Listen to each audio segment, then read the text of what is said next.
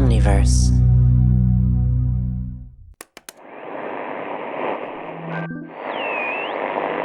The Call of Cthulhu Mystery Program is for mature audiences only.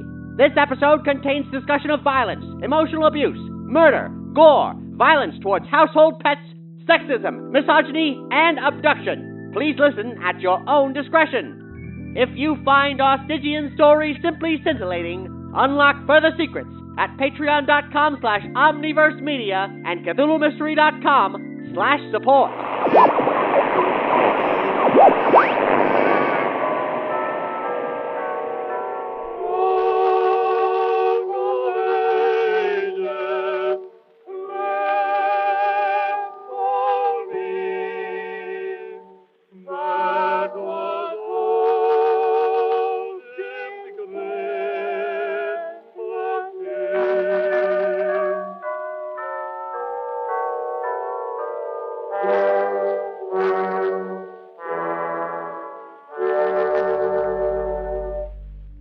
Sunset has come, and the world has grown cold.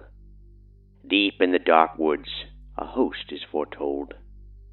Spirits are gathering, wrapped in hoarfrost, waiting to claim what in life they had lost. And the midwinter darkness descends on the land, as they wring bony fingers and raise bony hands. If you dare to go walking at night, understand that there's danger in heeding their ghastly demands. But to walk on those lands is not part of your plans. Not a part of your midwinter plans. A Yule log you've dressed up with wishes and wax. You've stuffed cinnamon sticks and herbs in the cracks. In the bark of an ash tree you fell in the fall, which you light with a disc from the Yule logs before. Now, outside, the darkness grows thicker, like soup. And from deep in the woods comes a sound as the troop of midwinter spirits sing midwinter songs. The darkness is deep, and the darkness is long. Oh, those songs, oh, those terrible songs, sung by throats that make notes that are haunting and wrong. You give thanks to your gods that your windows are strong. Then the blistering wind, with a blustery gust, descends down your chimney, and ashes and dust come billowing out of your fireplace hearth, and your Yule log is frozen as cold as the earth. And no coaxing, nor praying, nor oil nor spark can relight the fire once its flame has gone dark. Around you teems laughter of ghouls from the wood, who believe they have found their way inside for good. This night is the longest one yet, and in darkness thrives what humankind would forget. We've snuffed out your lights, and we've only begun. With our midwinter magic, we'll swallow the sun.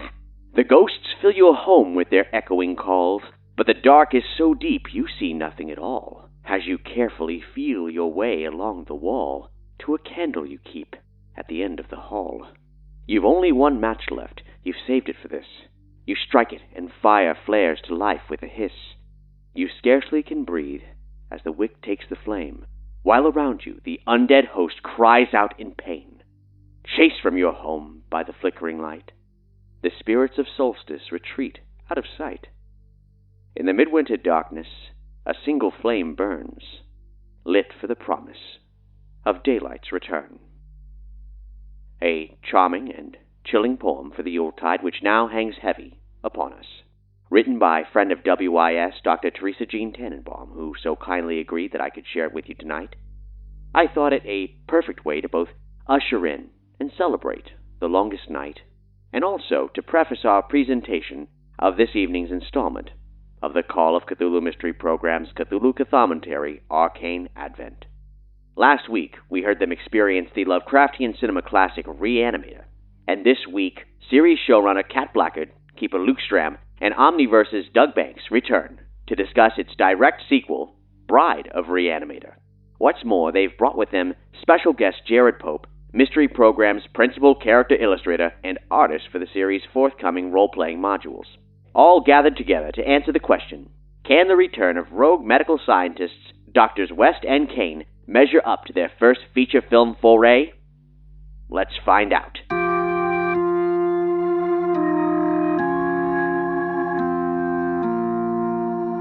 Do you hear that? In the cruel blackness of night, an unknowable evil from beyond time cries out. What dark deeds unfold on the streets of Arkham, and which unwitting souls, innocent or impure, will succumb to the maddening call, the call of Cthulhu.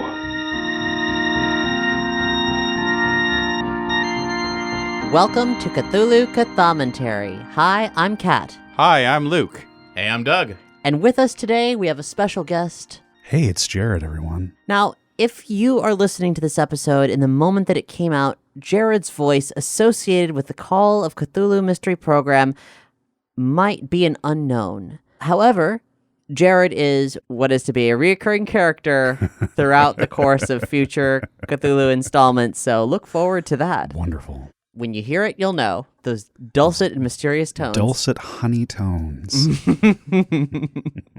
Aside from having been a longtime force throughout all of our Nerdy Show productions of various kinds, what other things should people know about you? Just keep following my Instagram. At Sketchforge, all one word, and just check out what I throw out there. Cool. Yes, you will like what Jarrod throws out there. Oh, yeah. Jarrod throws out some very delicious and dreamy things. Thank you. So, in this episode of Cthulhu Cthommentary, we are talking about the 1990 film, Bride of Re-Animator, which none of us have seen. Not till today. Not till today. Let's start with our initial reactions, beginning with you, Luke. Well, it delivers on its promises, I guess, and to a degree. What are its promises? To be a sequel to Re-Animator that is inexplicably brought back Herbert West.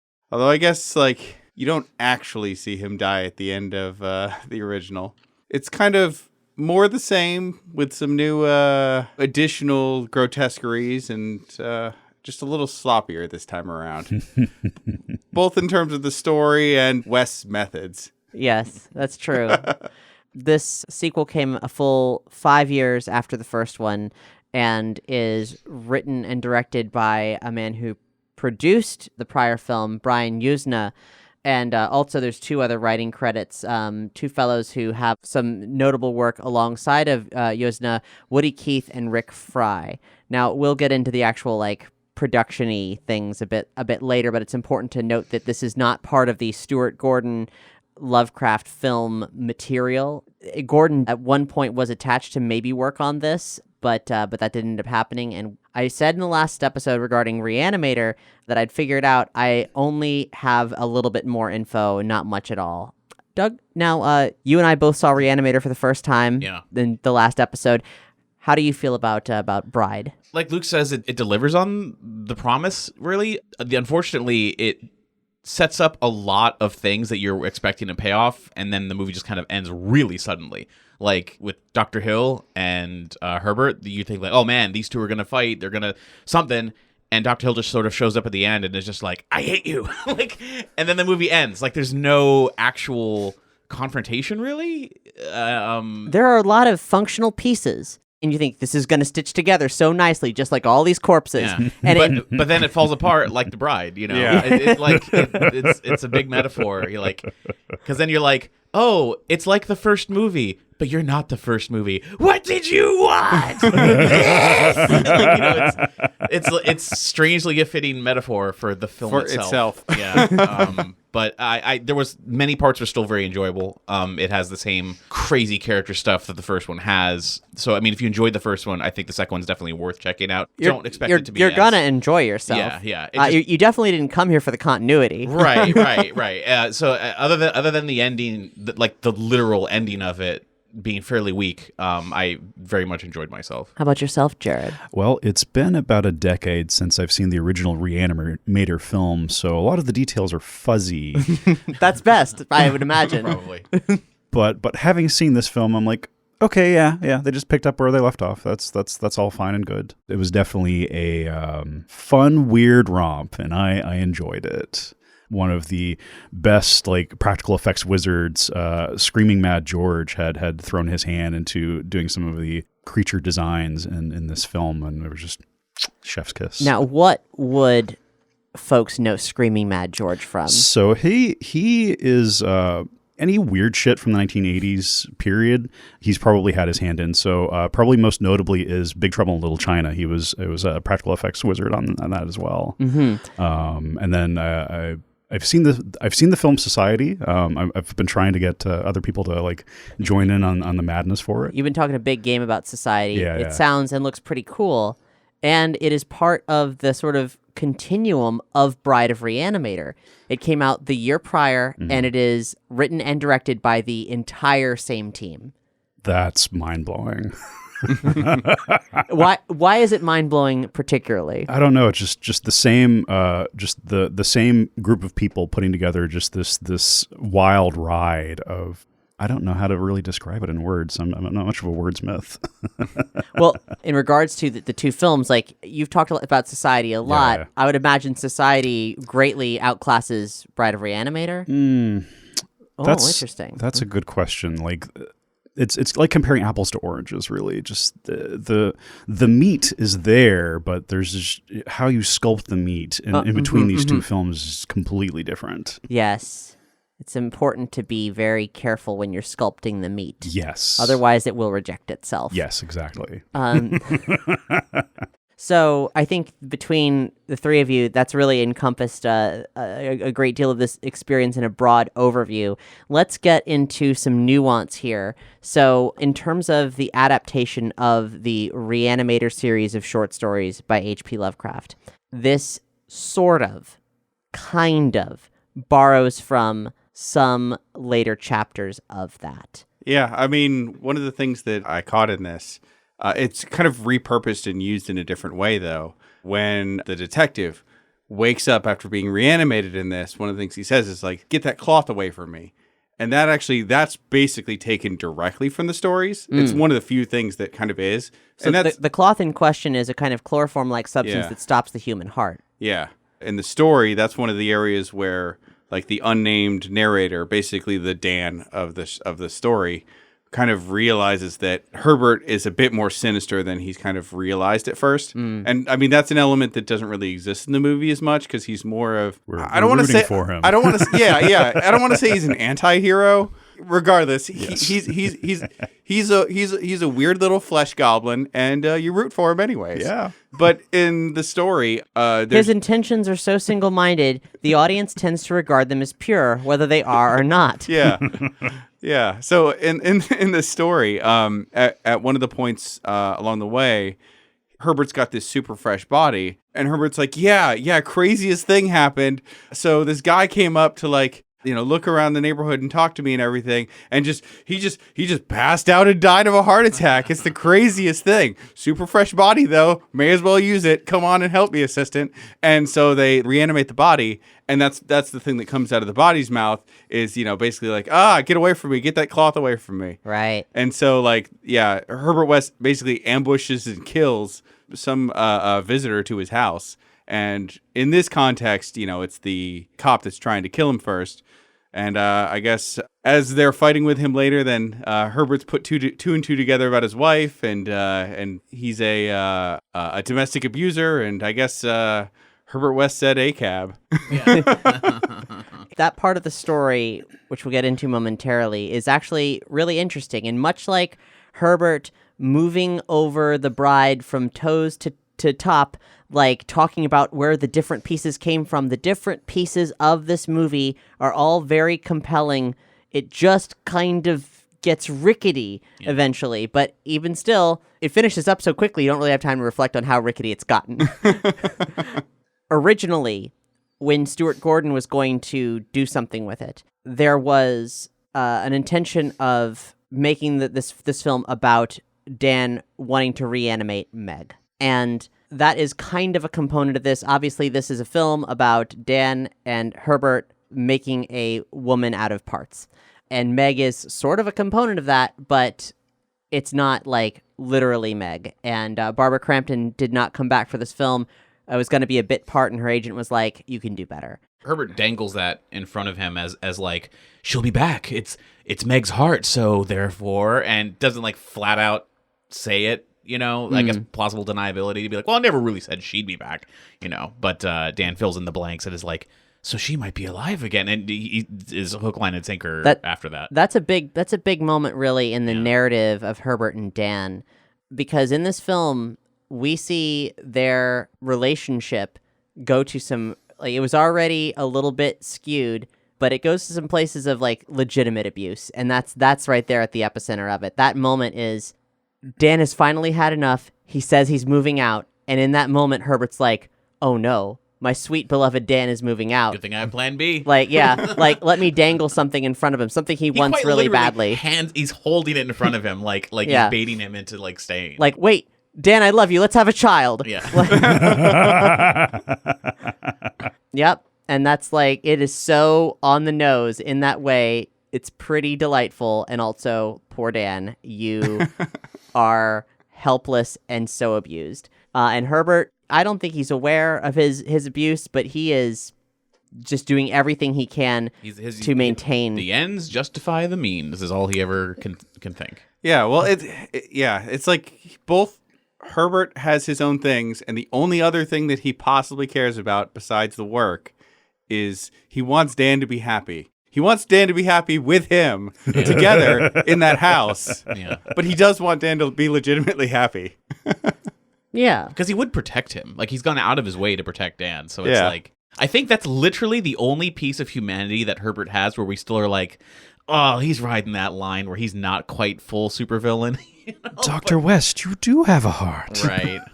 Yeah, and I think that's probably one of the things where these two movies have a lot more going on than the short story with that kind of a relationship that makes them pretty compelling with their characters. And I think why people like them so much. I would like to see these same two characters in almost any situation.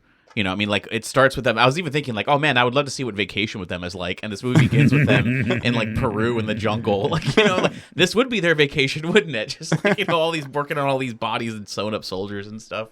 Yeah. Yeah, I guess let's confront a brief plot outline, though. It's not going to be too brief because there's a lot of pieces here. But it starts, I believe, 8 months later? Yeah. They are thousands of miles away. Yeah, like eventually you can sort of determine that it's Peru based on some loose context, but gosh, it gets a little bit messy. So they're in the jungle, they're in a field hospital in the middle of a civil war, and they're still doing experiments on the fly. Eventually, I guess whatever rebels, resistance, who knows, they're working for. I wouldn't put it past them for working for either side. That all Shining Path guerrillas, probably. all of that falls apart, and there's a woman there who Francesca, who at first based on that scene, I would assume was not going to come back, is not important, and they gave her a name, so I'd assume she was going to come back somehow. Or at the very least, I would also assume that she's probably from the country that this scene takes place in. However, I'm wrong on all counts. Yeah. But more on her in a moment. If that whole thing falls apart, they go back to Miskatonic University. They get a cute little house out near a cemetery. Is it not supposed to be the same house from the first? No. Okay, because I was trying to figure that out while we were watching it, because we missed a detail where they brought back a specific iguana back for the experiment. Yeah. Yeah, that was a really weird note during a very chaotic scene of like, hey, an iguana has appeared. Okay, we got to leave, but shit, we need to take this iguana with us. Alive, Yeah. And like, I'm like, that's gonna be easy. That's a pet store iguana, pal. Like, what? Why? Maybe it's the specific genus that lives in this particular jungle. Who knows? They don't say. Yeah, there's a little bit of a detail a bit later. I don't know if it actually reveals anything. There's some kind of like, they gave like a proper name for the species of iguana, and I don't know if it was made up or not. They did actually, and if I remember correctly, it's not Peru, which is where they definitely were. Okay. And I think that kind of fits in with the slapdash aspect of this whole thing. Yeah. So inexplicably, they're both back to being at Miskatonic University Hospital as full-fledged doctors, and 8 months later, there are still repercussions from what they call the Miskatonic Massacre, the events of the end of the first film. There's this detective that, like, for some reason is like, he's still got the case open. He's found Dr. Hill's head, who is apparently part of a freak show carnival, this like sort of like slightly animated head or something. They don't go into details about it, and apparently it's a scene that was filmed, and no one has it anymore. There's like stills of it, but no one has any details on what happened with that. And it's kind of a callback to one of Wes' insults in the climax of the first movie, where Hill's talking about like as just like the headless Hill is like talking about like his plans or whatnot, and Wes is like, who's gonna believe you? Get a job in a freak show. So I guess he did, and then he ended up in a plastic bag, getting reunited with all the other parts from the massacre that are still being kept by Dr. Graves, who has a kind of weird obsession with it, but also is like being really secretive for reasons we don't ever find out. He's kind of a weirdo, just kind of like a lot of doctors in these movies are. They're just a little weird. I mean, it is Arkham after all. Yeah. Herbert's been stealing body parts. They've got a really cool basement in this house that used to be the mortuary for the cemetery. They've got materials. They've got a wall that's butting up against a crypt that Herbert likes to throw things into when they don't work out. And it's a pretty nice setup for two lads to do their very important experiments. But for no apparent reason, Francesca shows up again. She says she's got to do some stuff in Boston. And it turns out she's Italian, but was in Peru as a mercenary, I guess. I'm not sure. I assume it's some kind of like, Medicines Sans Frontiers kind of thing. Like, yeah, because she did know the doctors' names. Yeah. Like, she was working with them and was like, we have to get you out of here. And, I mean, she didn't appear to be shooting people as much as trying to get them out. I don't know.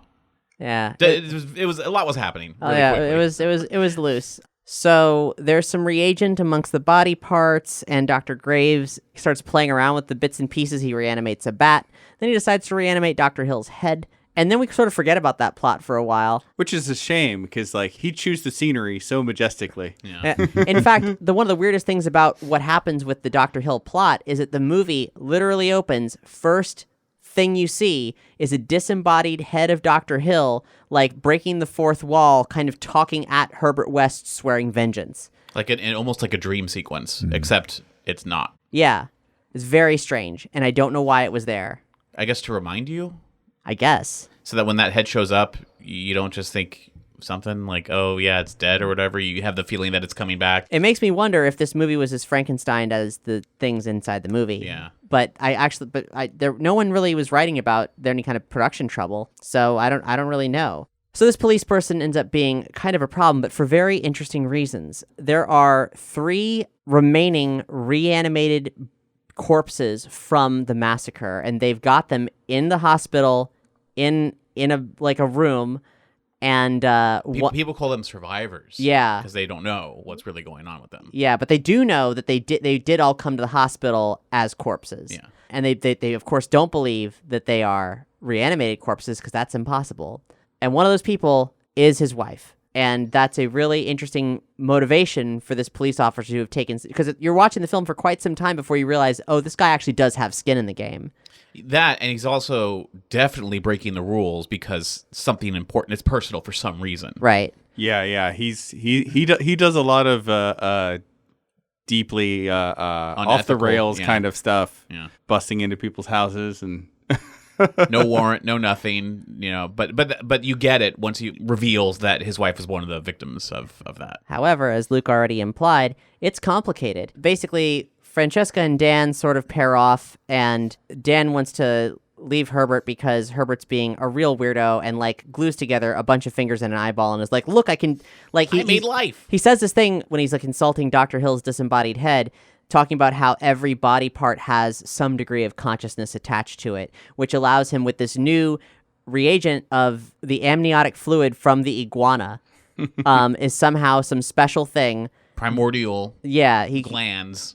So there's like a new version of the reagent that means you can take independent parts and stick them together to create new life. Yeah. New life. And not just reanimate old life, but make new. And that they don't necessarily go into it, but they do imply quite a bit that implies that crazy knowledge really does take Herbert into the realm of super duper mad science. Like he becomes obsessed with the new things he can do and does them way more than the rest of the film even implies up until the very end. So let's see. A dog gets killed, a dog gets reanimated, a dog gets a body part attached to it. The police guy like busts into the secret lab and gets killed by Herbert using the heart attack potion. Which was first demonstrated on the iguana. Yeah. That whole iguana plot is just so weird. Unnecessary. You had to explain why it's different. You could just say we've made advances in these 8 months, you know? Sure. But, Yeah, there's so many weird But then parts. so he reanimates the lieutenant. When the lieutenant tries to kill Dan, Herbert cuts off the lieutenant's arm. Lieutenant stumbles out of the basement, kills the poor dog, and takes the dog's arm with him because it was all violent and terrible. And poor Francesca, who brought the dog, is completely overcome with shock and grief. And Herbert's just like, well, waste not, want not, and takes the dog back downstairs and puts the lieutenant arm on the dog. So now the dog, I guess, shakes hands with Francesca at one point. Yeah. Big sausagey fingers. And Francesca, her motives become completely confused at this point because she's like... Who could blame her? Like... Dan's a monster. Her dog's dead. This policeman had already fed her a bunch of information about maybe Dan and Herbert are evil, and then she sees all this stuff that she can't explain, and then she's still kind of like an ally, and then she's still kind of into Dan, and none of it makes sense anymore. But Dan's leaving, and Herbert barters and manipulates and says like, "Hey, I've got Meg's heart. Like it'll be because every body part has a little bit of consciousness. We could make a new body. It could be Meg." And Dan is like switch flipped. He's like, I'm in. So then a bunch of Bride of Frankenstein stuff happens. They get a bunch of parts. The bride is created and then destroyed in very quick succession. Just after like the actual Bride of Frankenstein. Because women are jealous of men and hate each other, and then this cat fight happens for no reason, and things get really increasingly sexist as the movie goes on, and then it just all kind of like tumbles to pieces because, oh right, Dr. Hill's head is there. He can control the policeman and the 3 reanimated people, and like gets them to break him out of the morgue at the university, and forces Dr. Graves to sew bat wings on his head so he can fly around. Which, there's a little part about that I thought was really hilarious, which is when he's flying around later on in the house. Mm-hmm. He insults West by calling him like an idiotic biped or something, which is hilarious. Like by this point, Hill's totally into it. He's adopted his new identity as bat-winged head monster and unkillable dead head thing. Yeah, he's totally in for it. Yeah, which is wild, and you're like, okay, where's this gonna go? I'm excited, and it doesn't go anywhere. Yeah, it's just revenge. Yeah, there's a bunch of chaos at the house. They have to escape into the crypt. Oh, it turns out the crypt is full of quote-unquote rejects because, as you've only kind of seen, Herbert has been casually, when he gets bored, attaching body parts, seeing what happens, and then throwing them away. And that's where all of Society Guy's material is. Quite in abundance. Yeah. So you get this crazy sequence with a bunch of monstrosities, and then everything falls apart. There's a cave-in. Herbert and Dr. Hill are trapped in it. Dan and Francesca emerge, and the movie's over. Yep. Yeah. No epilogue. No nothing. Like there's just it could have stood to have maybe another 60 seconds to 2 minutes worth of something, some resolution. I mean, the first movie ends on that ambiguous note of is Herbert West and Dr. Hill they're fighting, and then the smoke goes off, and are they dead? But then you have that denouement of Dan trying to bring his girlfriend back to life and failing, and then he succumbs to using the reagent. That's a horror movie ending. Here. It felt like it ended mid-action scene, and nothing was resolved. Like it's just kind of left there.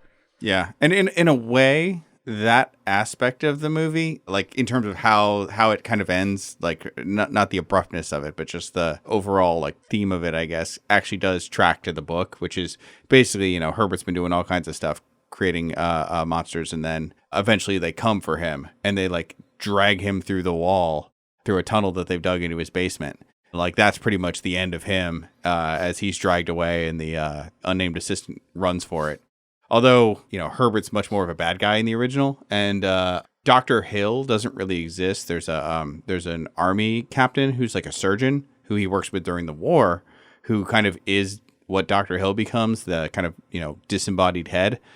And he actually in the story kind of is tracking down West and like is out to get him, and like so it's kind of it ends pretty true to the book, but as far as a movie, like it's a pretty sloppy end, especially after all the various parts. And And, the film is called Bride of Re-Animator, which implies both a sequel and then also an allusion to Bride of Frankenstein, or really more of a direct reference. And that component of it gets really weird as so many things are happening, and it gets to a point where the attention is split 3 ways. 3 separate things are occurring in the story. And the way that they cut between them, you realize, like, oh, it's almost like no time has passed between these scenes, but these scenes are taking huge amounts of time. 20 minutes. Yeah, so we're cutting to, like, Dan and the bride, like, having some moments, and Francesca fleeing all the, like, deadites outside, and then Herbert being called inexplicably upstairs to find a box, slowly open the box, and be surprised by a bat head that at first he doesn't realize what it is, and then that plot stops. We do a bunch of other stuff as the Francesca and Dan things collide, and then Herbert gets reintroduced back in the picture, and then Dr. Hill is still unaccounted for until, boom, all of a sudden, there it is. It's very odd. But let's talk about The Bride, which is an interesting conundrum, the centerpiece of, like, the main action of the 2 characters, but also a completely insignificant component when actually assembled. Yeah, kind of like you said, where it's, Herbert's kind of abusive relationship. She's the child that nobody really wants.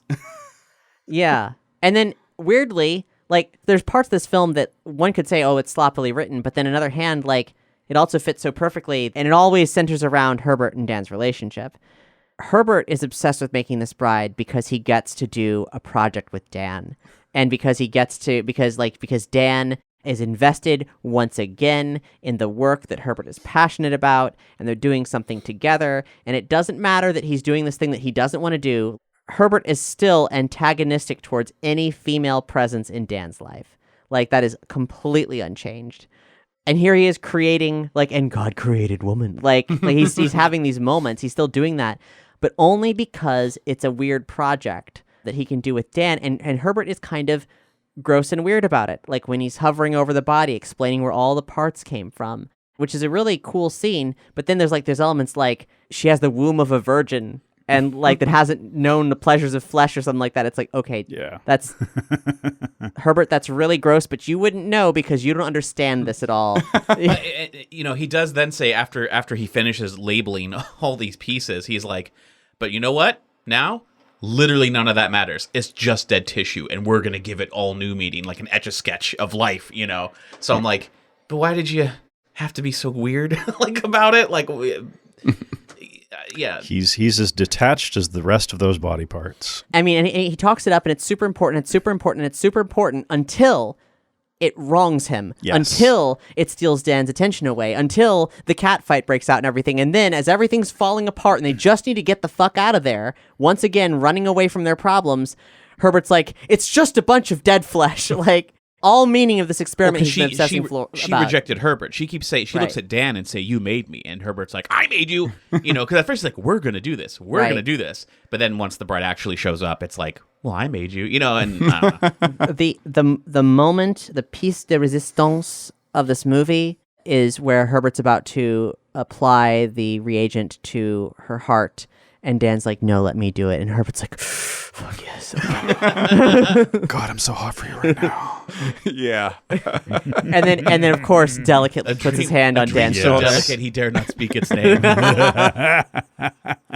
It is a strange energy. It is a strange, strange energy throughout the film. Ultimately, it's about the love of these two men, written in a way that I can't really figure out how much any individual was aware of what they were doing, aside from probably the actors. But I don't know that the writers or directors had, like, what did they think they were writing? If they just straight up knew what they were writing, then it becomes extremely interesting because of how misogynistic or sexist, like depending on the context, it is towards all other components. All female components of this movie are dubious. I have no answers. Speechless. Yeah. I mean, yeah. It would be a huge coincidence if it wasn't intentional on some level. It has to be somehow. I mean, like, just the way... You know what? I'll give it this much benefit of the doubt. If it wasn't written to be that way, the actors chose to perform it that way. It's not subtle. Like, you know what I mean? Like if the two of them, every hand place, every look at each other is an actor's choice. So either it was written and they're doing it the way it was written, or they chose to interpret it that way. Is it an intentional commentary of some kind, or is it Finn and Poe? Where like they decided to take it in that direction.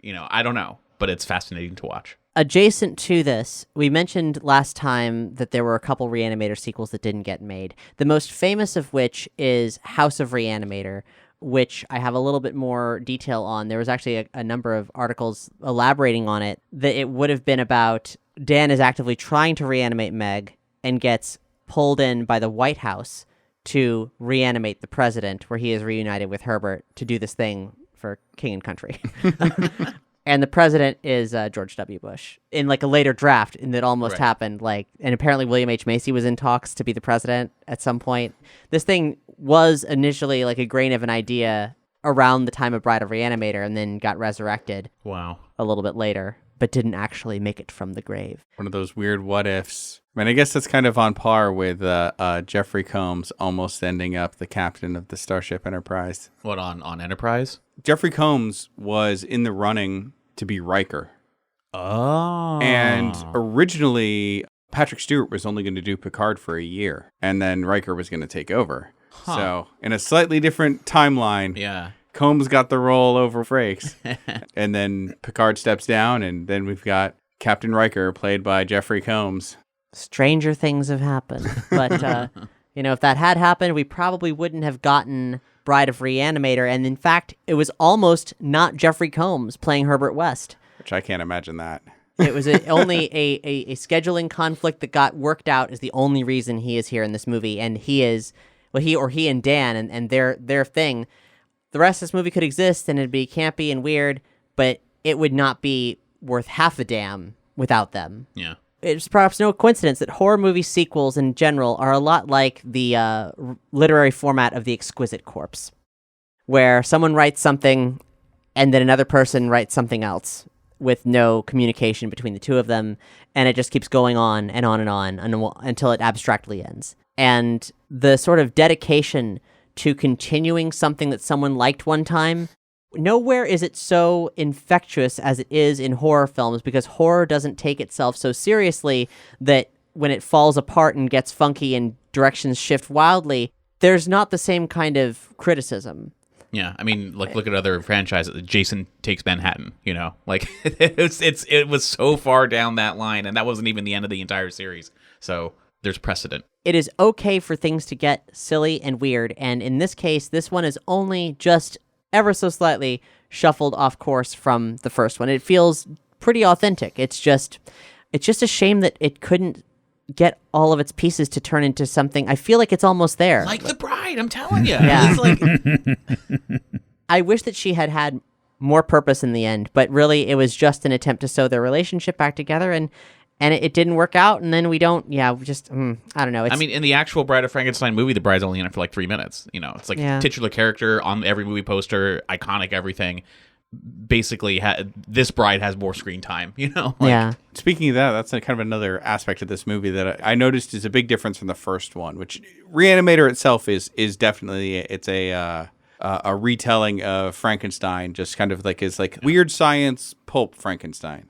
This one leans into that so much more heavily than the first one. It literally only uses 2 sound effects for lightning, which is the infamous Castle Thunder sound effect from like the 1930s. So it was a definite choice. There's so many lightning sound effects. They only used those 2 back and forth, alternating. And when you listen to it again, you hear, I was keeping an ear out for it, because as soon as they did it the first time, I'm like, there, that's the Frankenstein sound effect. Yeah. And then they just kept using it over and over and over and over and over and over for the rest of the movie, which, that's the point. Will we go beyond Re-Animator? I'm scared too. I'm kind of scared too as well, but I'm also have a morbid curiosity. We're this close to achieving it. Perfection.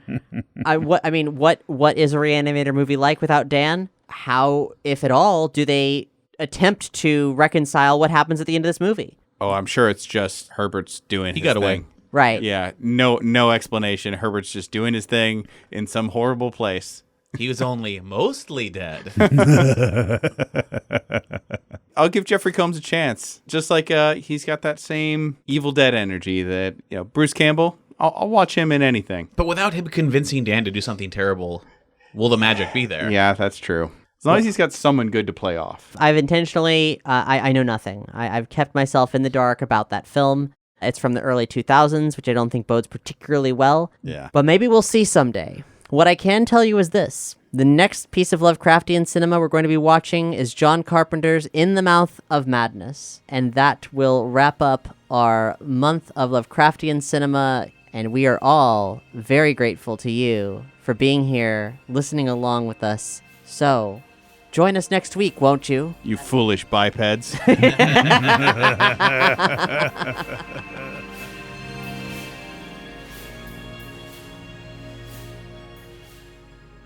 Kat and Luke did indeed go beyond Re-Animator, and you can hear their sordid journey into those uncharted depths for yourself if you join us on Patreon or Supporting Cast.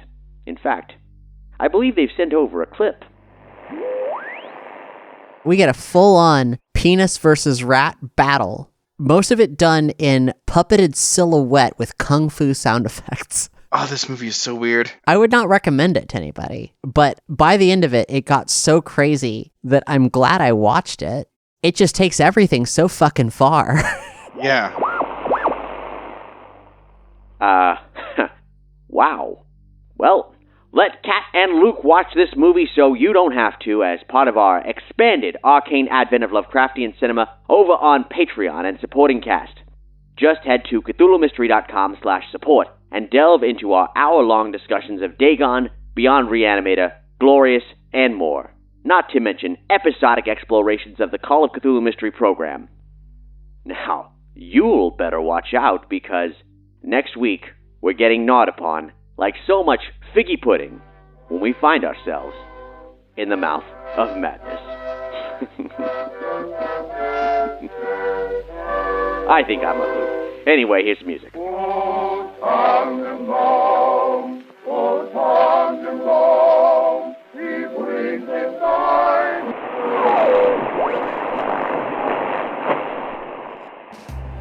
Thanks for listening to the Call of Cthulhu Mystery Program.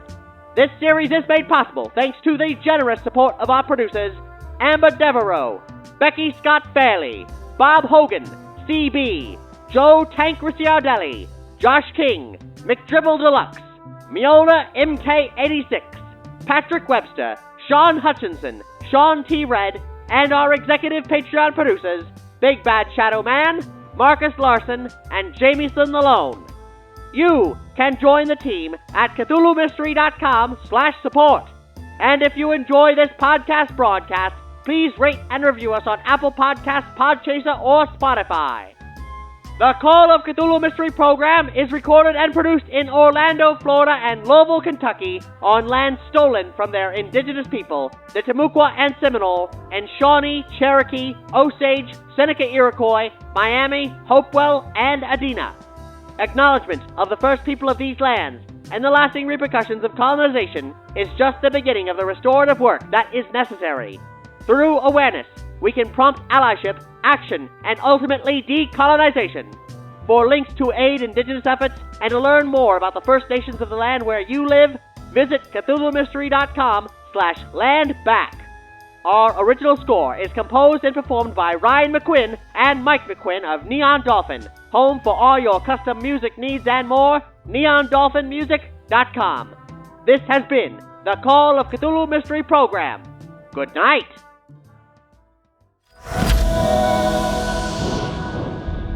Omniverse.